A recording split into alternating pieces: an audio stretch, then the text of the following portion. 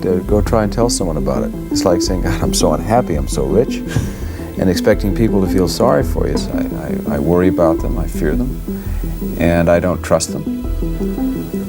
So you carve your own space for yourself, but the danger is that space is usually an isolated. Robert Redford was a man quietly haunted by fears few ever knew he carried. I think I probably took it somewhat for granted because it was so pervasive. For a generation, he helped define American cinema, but behind the scenes, Robert Redford carried secrets that might have broken anyone else. It wasn't until his final days that truths emerged, changing everything we thought we knew about him. The environment shrinks on you. I mean, people begin to treat you more and more like an object. Let's start at the beginning. Robert Redford wasn't supposed to make it past age 11. In 1947, at the height of America's fear over polio, he came down with what doctors first thought was a mild case. But back then, even so-called mild cases could quickly turn deadly, and often did. It's just that simple. There's nothing heavier really than. Robert Redford's life was shaped as much by silence and shadows as by fame and success. At 11, he was nearly lost to polio, a disease that, in the pre-vaccine era, meant paralysis or death. Bedridden for weeks, he began to observe the world with an intensity that would later define his quiet power as an actor. That brush with mortality sparked a lifelong awareness that everything could be taken away without warning, a fear that deepened years later when, at 22, he and his wife Lola lost their infant son, Scott, to sudden infant death syndrome. The trauma shattered Redford, leaving him emotionally armored and wary of joy. When success found him in Hollywood, it quickly turned into a new kind of confinement. His gift for observing human nature was robbed by the gaze of celebrity.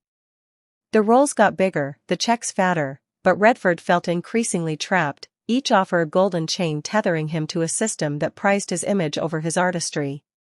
Determined not to become a brand, he chose projects that subverted expectations, but even his resistance was commodified. The more he pushed against the machine, the more the industry used his integrity as part of its own marketing.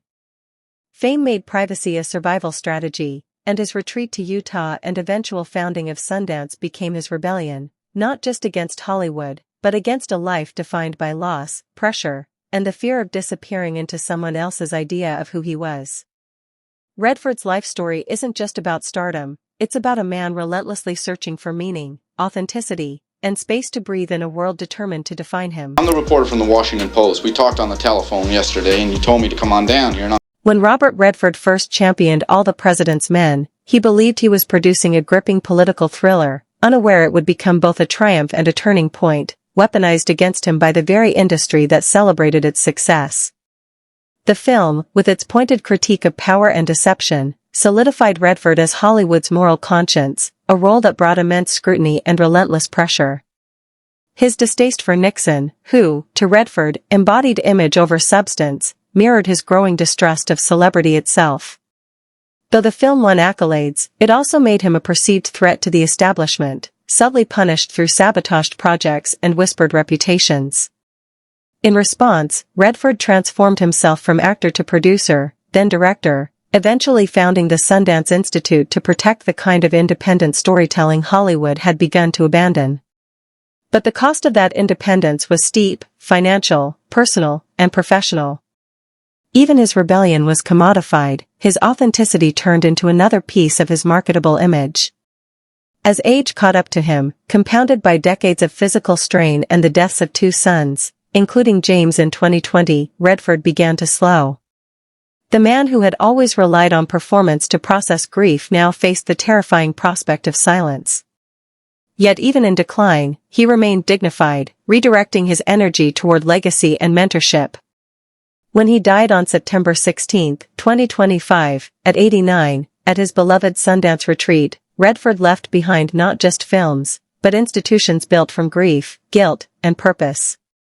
A discovered, unfinished memoir revealed the emotional truth behind the myth, that Redford's legendary reserve was survival, his activism a form of penance, and his carefully curated image a lifelong performance designed to mask profound vulnerability. In the end, his greatest role was not on screen, but in his attempt to turn private pain into public good. Redford's life story, reframed by his final confessions, became a quiet revelation that true strength often looks like restraint, that artistry can emerge from heartbreak, and that even icons are, at their core, human.